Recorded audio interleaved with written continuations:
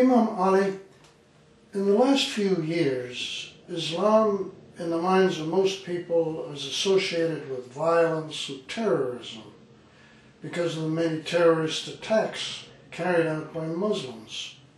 How do you explain that Islam is really a religion of peace?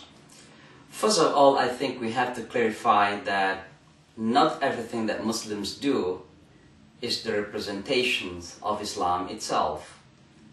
There are many Catholics probably do things which is not Catholicism. It's not Christian people do, it's not Christianity. And so this is the case of Islam as well. We have seen in the past, at least in recent years, that many Muslims involved in terror, or some Muslims involved in terrorism. But not necessarily that what they do and what they're doing basically is Islamic teachings. Islam is about peace, and Islam basically promotes peace.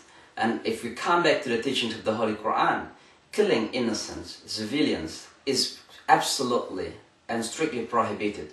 Prophet Muhammad, peace be upon him, even in time of war, within the battlefield, an army, a soldier, is not allowed absolutely to kill children, women, innocent, non-combatant people. Even it's not allowed to cut off trees, to poison the wells, to kill animals, and any public facilities. So any destructions in Islam is strictly prohibited. And in fact, according to the Holy Quran, taking a life of a person is equivalent to taking the lives of all humanity. And saving a life of a person is equivalent to saving the life of all humanity.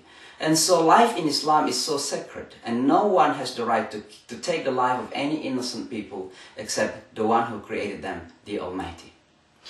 But what about this business of the Sunni and the Shia killing each other? In many places of the Muslim world, Shia and Sunni basically live side by side as good neighbors. In fact, sometimes we don't ask ourselves either we are Sunni or we are Shia. I have some Shia people praying behind me. Sometimes I pray behind the Shia Imams. It is because of political involvement that Sunni and Shia become more hostile to one another.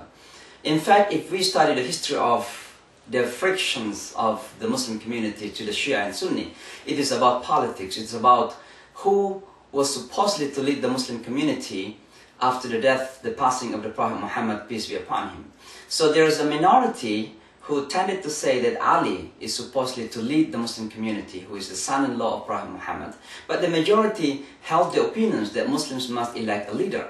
And they elected Abu Bakr at the time. Because of these political different views, different opinions on the appointment and the election of leadership, Muslims divided into two sections. So in the beginning it was not a religious issue. And that's why I don't see that Muslims, Sunnis and Shia should be problems between themselves, because it is not absolutely an Islamic issue. It is not absolutely a religious issue. It is about a leadership issue in the beginning. If you have any questions on any of these items, please send me an email and maybe I can help.